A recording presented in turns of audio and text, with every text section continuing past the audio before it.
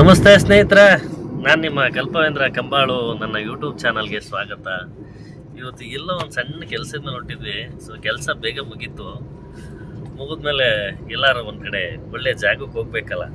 So ವಿಶೇಷವಾದ ಇವತ್ತು ಒಂದು ಒಳ್ಳೆ ಜಾಗಕ್ಕೆ ಹೋಗ್ತಾ ಇದ್ದೀವಿ. ಅಲ್ಲೊಂದು ಒಳ್ಳೆ ವೈಬ್ರೇಷನ್ ಇದೆ, ಅಲ್ಲೊಂದು ಜ್ಯೋತಿ ಸ್ವರೂಪ, ನಿರಂಜನ ಸ್ವರೂಪ ಇದೆ ಅಂತ ನಮ್ಮ ಭಾವನೆ. ಅದು ನಮ್ಮ ಭಾವನೆಗೆ ಅದು ಬಂದಿದೆ.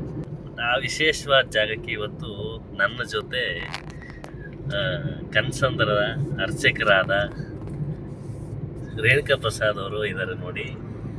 ಅವರು ನಮ್ಮೊಟ್ಟಿಗೆ, ಅವರೊಟ್ಟಿಗೆ ನಾವು.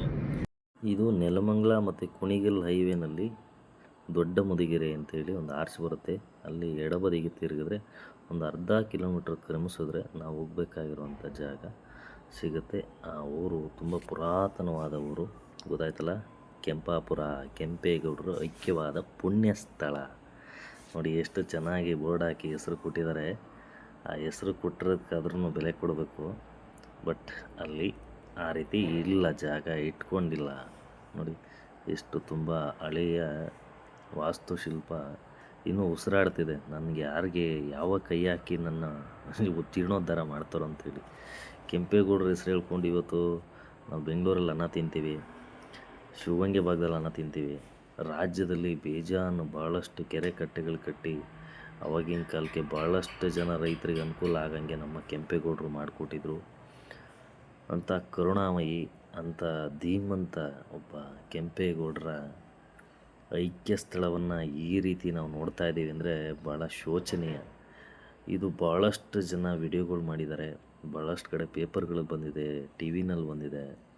ಆದರೂ ಜನಪ್ರತಿನಿಧಿಗಳಾಗ್ಬೋದು, ಸರ್ಕಾರ ಆಗ್ಬೋದು, ನಮ್ಮಂಥ ಜನಸಾಮಾನ್ಯರಾಗ್ಬೋದು, ಯಾರೂ ತಲೆ ಕೆಡಿಸ್ಕೊಂಡಿಲ್ಲ.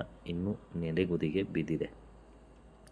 ಬಟ್ ಅಲ್ಲಿ ವಿಚಾರಿಸಿದ ಪ್ರಕಾರ 4-5 ವರ್ಷದ ಮುಂಚೆ ರೈತರಿಂದ 10 ಎಕರೆಯನ್ನು ಕೊಂಡ್ಕೊಂಡಿದ್ದಾರೆ, ಖರೀದಿ ಮಾಡಿದ್ದಾರೆ. ಅವರಿಗೆ ಪರ್ಯಾಯವಾಗಿ ಹಣ ಕೊಟ್ಟು ಅಥವಾ ಬೇರೆ ಜಮೀನುಗಳು ಕೊಟ್ಟು ಕೊಂಡ್ಕೊಂಡಿದ್ದಾರೆ. ಏನಕ್ಕೆ ಅಂದರೆ ಕೆಂಪೇಗೌಡರ ಪುಣ್ಯ ಸ್ಥಳವನ್ನು, ಐಕ್ಯ ಸಮಾಧಿಯನ್ನು ಜೀರ್ಣೋದ್ಧಾರ ಮಾಡೋಕ್ಕೆ ಅಂತ ಮಾಡಿದ್ದಾರೆ. ಅಕ್ವರೇಷನ್ ಆಗಿದೆ, ರೈತರು ಸಹ ಜಾಗಗಳು ಬಿಟ್ಕೊಟ್ಟಿದ್ದಾರೆ. ಬಟ್ ಇಷ್ಟು ದಿವಸ ಆದರೂ ಯಾರೂ ಕೈ ಇಟ್ಟಿಲ್ಲ. ಬಟ್ ಇನ್ನೊಂದು ಕಡೆ ಲೆಕ್ಕ ಹಾಕ್ಕೊಳೋದಾದರೆ, ಕೆಂಪೇಗೌಡರ ಹೆಸರಲ್ಲಿ ಒಂದು ಏರ್ಪೋರ್ಟ್ ಮಾಡ್ತೀವಿ, ಕೆಂಪೇಗೌಡರ ಹೆಸರಲ್ಲಿ ಒಂದು ಬಸ್ ಸ್ಟ್ಯಾಂಡ್ ಮಾಡ್ತೀವಿ, ಅವ್ರ ಹೆಸರಲ್ಲಿ ಸ್ಟ್ಯಾಚ್ಯೂಗಳು ಮಾಡ್ತೀವಿ, ಅವ್ರನ್ನ ಜನ್ಮದಿನಾಚರಣೆ ಮಾಡ್ತೀವಿ, ಕೆಂಪೇಗೌಡ ಜಯಂತಿ ಅಂತ ಹೇಳಿ ಮಾಡ್ತೀವಿ. ಅವ್ರ ಹೆಸರಲ್ಲಿ ಅನ್ನದಾಸೋಹಗಳು ನಡೆಯುತ್ತೆ, ಕಾಣಿಕೆಗಳು ಸಲ್ಲಿಸ್ತಾರೆ. ಮತ್ತು ಏರ್ಪೋರ್ಟ್ ಕಟ್ಟಬೇಕಾದ್ರೆ ಅವರ ಒಂದು ಸ್ಟ್ಯಾಚ್ಯೂ ನಿಲ್ಲಿಸ್ಬೇಕಾದ್ರೆ ಕೆಂಪೇಗೌಡರ ರಥ ಅಂಥೇಳಿ ಇಡೀ ಕರ್ನಾಟಕದಲ್ಲಿ ಓಡಾಡ್ತು. ಎಲ್ಲ ರಾಜ್ಯದ ಎಲ್ಲ ಪಂಚಾಯತಿ ಲೆವೆಲಲ್ಲಿ ಮಣ್ಣು ತೊಗೊಂಡೋಗಿ ಆ ಕೆಂಪೇಗೌಡರ ಸ್ಟ್ಯಾಚ್ಯೂ ಹತ್ರ ಹಾಕಿ ಅಲ್ಲಿ ಒಂದು ಪ್ರತಿಷ್ಠಾಪನೆ ಅಂತ ಮಾಡಿ ಕೆಂಪೇಗೌಡ ಸ್ಟ್ಯಾಚ್ಯೂ ಮಾಡೋದು. ತುಂಬ ಕೋಟ್ಯಾಂತರ ರೂಪಾಯಿ ಖರ್ಚು ಮಾಡಿದ್ದಾರೆ ರೀ ಕೆಂಪೇಗೌಡರ ಹೆಸರಲ್ಲಿ. ಬಟ್ ಅಲ್ಲೆಲ್ಲ ಖರ್ಚು ಮಾಡೋಕ್ಕೆ, ಜಯಂತಿ ಮಾಡೋಕ್ಕೆ ನಿಮಗೆಲ್ಲ ದುಡ್ಡಿರುತ್ತೆ. ಅವತ್ತು ಕೆಂಪೇಗೌಡರ ಜಯಂತಿ ದಿವಸ ಇಲ್ಲಿ ಬಂದು ಒಂದು ಆಹಾರ ಹಾಕ್ಲಿಕ್ಕೂ ನಮಗೆ ಯೋಗ್ಯತೆ ಇಲ್ಲ.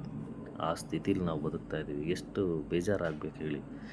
ಇಷ್ಟು ಜನ ವಿಡಿಯೋ ಮಾಡಿ ಪೇಪರಲ್ಲಿ ಹಾಕಿ ಎಲ್ಲ ಮಾಡಿದ್ರು ನಾವು ಇನ್ನೂ ಬುದ್ಧಿ ಕಲ್ತಿಲ್ಲ ಅಂದರೆ ನಮ್ಮ ಒಬ್ಬ ಪುಣ್ಯಾತ್ಮನ, ಒಬ್ಬ ಧೀಮಂತ ನಾಯಕನ ಸ್ಥಳ ಈ ರೀತಿ ನಾವು ನೋಡಬೇಕಾಗಿದೆ. ಇವತ್ತು ಒಬ್ಬ ಜನಪ್ರತಿನಿಧಿ ಆಗ್ಬೋದು, ಒಬ್ಬ ಒಳ್ಳೆಯ ಸ್ಟಾರ್ ನಟ ಆಗಿರ್ಬೋದು, ಇಂಥವ್ರೆ ಅಂತ ಹೇಳ್ತಾಯಿಲ್ಲ, ತುಂಬ ಒಳ್ಳೊಳ್ಳೆ ಜನಗಳದ ಸ್ಮಾರಕಗಳು ಮಾಡಿ ಅದೊಂದು ಯಾತ್ರಾ ಸ್ಥಳ ಅಂತ ಹೇಳಿ ಮಾಡಿ ತುಂಬ ಹೆಸರುವಾಸಿಯಾಗಿದೆ. ಬಟ್ ಇಂಥ ಪುಣ್ಯಾತ್ಮನ ಒಂದು ಐಕ್ಯ ಸ್ಥಳವನ್ನು ಯಾಕೆ ಇನ್ನೂ ಇಂಪ್ರೂವ್ಮೆಂಟ್ ಮಾಡೋಕ್ಕಾಗಿಲ್ಲ, ನನಗಂತೂ ಅರ್ಥ ಆಗ್ತಿಲ್ಲ.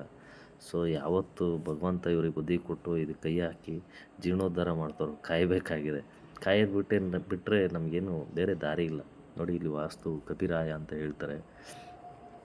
ಒಟ್ಟಾರೆ ಕೆಂಪೇಗೌಡರು ಒಕ್ಕಲಿಗ ಸಮುದಾಯದಲ್ಲಿ ಹುಟ್ಟಿದ್ರೂ ಸಹ ಇಲ್ಲಿನ ವಾಸ್ತು ಪ್ರಕಾರ, ವಾಸ್ತುಗಳು, ಇಲ್ಲಿನ ಶಿಲ್ಪಕಲೆ ಎಲ್ಲ ನೋಡಿದ್ರೆ ನೋಡಿ, ಇವರು ಕನಕದಾಸರು ಇರ್ಬೋದು, ಯಾಕೆಂದರೆ ಕೈಯಲ್ಲಿ ಓಲೆಗರಿ ಹಿಡಿದಿದ್ದಾರೆ, ತಂಬೂರಿ ಇದೆ. ಸೊ ಇಲ್ಲಿನ ವಾಸ್ತುಶಿಲ್ಪ ಎಲ್ಲ ನೋಡಿದ್ರೆ ನನ್ನ ಪ್ರಕಾರ ಇವರು ಶಿವಗಂಗೆಯಲ್ಲಿ ಗಂಗಾಧರೇಶ್ವರ ದೇವಸ್ಥಾನದಿಂದ ಹಿಡಿದು ಬೆಂಗಳೂರಲ್ಲಿ ಗವಿ ಗಂಗಾಧರೇಶ್ವರ ದೇವಸ್ಥಾನ ಎಲ್ಲ ನೋಡಿದ್ರೆ ಶಿವನ ದೇವಸ್ಥಾನಕ್ಕೆ ಭಾಳ ಒತ್ತು ಕೊಟ್ಟು ಕೆಲಸಗಳು ಮಾಡಿದ್ದಾರೆ.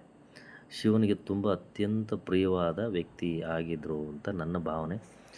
ಅದನ್ನು ಲೆಕ್ಕ ಹಾಕ್ಕೊಂಡ್ರೆ ಇವರ ಅಂತ್ಯ ಸಂಸ್ಕಾರ ಬಂದು ಅವನಿಗೆ ಇಷ್ಟವಾದ ಈಶ್ವರನ ಪ್ರತೀಕವಾಗಿ ಶೈವ ಸಂಪ್ರದಾಯದಲ್ಲಿ ಇವರ ಅಂತ್ಯ ಸಂಸ್ಕಾರ ಆಗಿದೆ. ನೋಡಿ, ಇದು ಬಸವಣ್ಣವ್ರ ಇದರಲ್ಲಿ ಬರುತ್ತೆ ಅಷ್ಟಾವರಣ. ಇದು ಶರಭಾವತಾರ, ಈಶ್ವರ ಶರಭಾವತಾರ ತೊಗೊಂಡಾಗ ಈ ಮೂರ್ತಿ ಇದ್ದಿದ್ದು. ಸೊ ಇವೆಲ್ಲ ಒಟ್ಟಾರೆ ನೋಡಿದಾಗ ನನಗನ್ಸಿದ್ದು ಇದು ಏನು ಶೈವ ಸಂಪ್ರದಾಯದಲ್ಲಿ ಇವರ ಅಂತ್ಯ ಸಂಸ್ಕಾರ ಆಗಿದೆ ಅಂತ ನಾನು ಭಾವಿಸಿದ್ದೀನಿ. ಸೊ ಇದಿಷ್ಟಕ್ಕೆ ಮುಗಿಬೇಕು, ಯಾಕೆಂದರೆ ನನ್ನ ಭಾವನೆ ಅಷ್ಟೇ ಹೇಳ್ಕೊಂಡಿದ್ದೀನಿ. ಬಟ್ ಇದು ಯಾವುದೋ ತರ್ಕ ಆಗೋದು ಬೇಡ. ನೋಡಿ, ತುಂಬ ಚೆನ್ನಾಗಿ ಅವತ್ತಿನ ಕಾಲಕ್ಕೆ ಮಾಡಿದ್ದಾರೆ. ಇದನ್ನು ಉಳಿಸ್ಕೊಂಡು ಹೋಗೋದು ನಮ್ಮ ಪೀಳಿಗೆಗೆ ಬಿಟ್ಟಿದ್ದು. ಮುಂದಿನ ಪೀಳಿಗೆಗೆ ಕೆಂಪೇಗೌಡರ ಸಮಾಧಿ ಎಲ್ಲಿದೆ ಅಂದರೆ ಇನ್ನೊಂದು 2 ಮಳೆಗಾಲ ಚೆನ್ನಾಗಿ ಬಿದ್ದುಬಿಟ್ರೆ ಮೇಲಿರೋ ಗಾರೆ ಶಿಲ್ಪ ಎಲ್ಲ ಕಿತ್ತೋಗುತ್ತೆ. ಕೆಳಗಡೆ ಕಂಬಗಳು ನಿಂತ್ಕೊಂಡಿದ್ದಾವೆ, ಸುಮ್ಮನೆ ನಿಂತ್ಕೊಂಡಿದ್ದಾವೆ ಅಷ್ಟೇ. ವಿಧಿ ಇಲ್ಲ, ಬಾವು ಬಂದು ಕೇಳ್ಕೊಳಕ್ಕಾಗತ್ತೆ ನಮ್ಮನ್ನು ಜೀರ್ಣೋದ್ಧಾರ ಮಾಡಿ ಅಂತೇಳಿ. ಸೊ ಆ ಸ್ಥಿತಿನಲ್ಲಿ ನಾವು ಬದುಕ್ತಾ ಇದ್ದೀವಿ. ಇದು ಜೀರ್ಣೋದ್ಧಾರಕ್ಕೆ ಯಾವಾಗ ಕೈ ಇಡ್ತಾರೋ, ಯಾವಾಗ ಉದ್ಧಾರ ಆಗುತ್ತೋ ನನಗಂತೂ ಗೊತ್ತಿಲ್ಲ. ಯಾಕೆಂದರೆ ಕೆಂಪೇಗೌಡರನ್ನ ಇವತ್ತು ಭಾಳಷ್ಟು ಜನ ನೆನೆಸ್ಕೊಂಡು ಬೆಂಗಳೂರಲ್ಲಿ ಅನ್ನ ತಿಂತಾಯಿದ್ದಾರೆ. ಕೆಂಪೇಗೌಡರು ಕಟ್ಟಿದ ನಾಡಿಂದ ಸಾವಿರಾರು ಲಕ್ಷಾಂತರ ಕೋಟ್ಯಾಂತರ ರೂಪಾಯಿ ಟ್ಯಾಕ್ಸು ಸರ್ಕಾರಕ್ಕೆ ಹೋಗ್ತಾಯಿದೆ. ಬಟ್ ಅದನ್ನೆಲ್ಲ ಪರಿಗಣನೆಗೆ ತೊಗೊಂಡು ಇದು ಒಂದು ಒಳ್ಳೆ ಯಾತ್ರಾ ಸ್ಥಳ ಮಾಡಿದ್ರೆ ಸ್ಥಳೀಕರಿಗೂ ಹೆಲ್ಪ್ ಆಗುತ್ತೆ ಮತ್ತು ಈ ಜಾಗಕ್ಕೂ ಒಂದು ಕಳೆ ಬರುತ್ತೆ ಅಂತ ನನ್ನ ಅನಿಸಿಕೆ. ನೋಡಿ ಎಷ್ಟು ಚೆನ್ನಾಗಿದೆ ಹಳೆಯ ಶಿಲ್ಪ. ಇಲ್ಲೊಂದು ಶಾಸನ ಬರೆದಿದ್ದಾರೆ, ಪಿರಿಯ ಕೆಂಪೇಗೌಡರು ಕುಣಿಗಲ್ಲಿನಿಂದ ಬಂದು ಜಗಳವನ್ನು ಮಾಡಿ ಐಕ್ಯವಾಗಿ ಕೈಲಾಸಕ್ಕೆ ಹೋದ ಸ್ಥಳ. ಇದು ವಿಜಯ್ ಅಂತ ಹೇಳಿ ಅದೇ ಗ್ರಾಮಸ್ಥರು, ಅವ್ರ ಪಾಪ ಪೇಂಟಿಂಗ್ ಮಾಡಿಸಿ ಬಂದು ಜನಕ್ಕೆ ಗೊತ್ತಾಗಲಿ ಅಂತೇಳಿ ಅದೊಂದು ಮಾಡಿದ್ದಾರೆ. ನೋಡಿ, ಇವರೇ ವಿಜಯ್ ಅಂಥೇಳಿ ಅದೇ ಗ್ರಾಮಸ್ಥರು. ಕೆಂಪಾಪುರದ ಬಗ್ಗೆ, ಈ ಸ್ಮಾರಕದ ಬಗ್ಗೆ ಒಳ್ಳೆ ಅನಿಸಿಕೆಗಳು, ಒಳ್ಳೆ ವಿಡಿಯೋಗಳು ಹಾಕ್ತಾ ಇರ್ತಾರೆ. ಅವ್ರನ್ನ ಫಾಲೋ ಮಾಡ್ಕೊಳ್ಳಿ. ಸೊ ಇವತ್ತಿನ ಬ್ಲಾಗ್ ಇಷ್ಟ ಆಗಿತ್ತು, ತುಂಬ ಚೆನ್ನಾಗಿತ್ತು. ಅಲ್ಲೇನೋ ಒಂದು ವೈಬ್ರೇಷನ್ ಇದೆ, ಅದು ಮನವರಿಕೆ ಆಗಬೇಕು. ಏನು ರೇಣ್ಕಣ ಅಲ್ವಾ? ಖಂಡಿತ. ಬಟ್ ನಮ್ಗೆ ಅದು ಅನ್ನಿಸ್ತು, ಭಾಳ ಖುಷಿ ಆಯಿತು. ಹಾಗೆ ನನ್ನ ವಿಡಿಯೋ ನೋಡಿದ್ರಲ್ಲ, ಈ ವಿಡಿಯೋ ಬಗ್ಗೆ ಏನು ಅನ್ನಿಸ್ತು ಕಾಮೆಂಟ್ ಮಾಡಿ, ಲೈಕ್ ಮಾಡಿ, ಶೇರ್ ಮಾಡಿ, ಸಬ್ಸ್ಕ್ರೈಬ್ ಮಾಡಿ. ಹಾಗೆ ನನ್ನ ಫೇಸ್ಬುಕ್, ಇನ್ಸ್ಟಾ ಪೇಜನ್ನು ಫಾಲೋ ಮಾಡೋದು ಮರಿಬೇಡಿ. ಧನ್ಯವಾದ. ಶರಣು ಶರಣಯ್ಯ.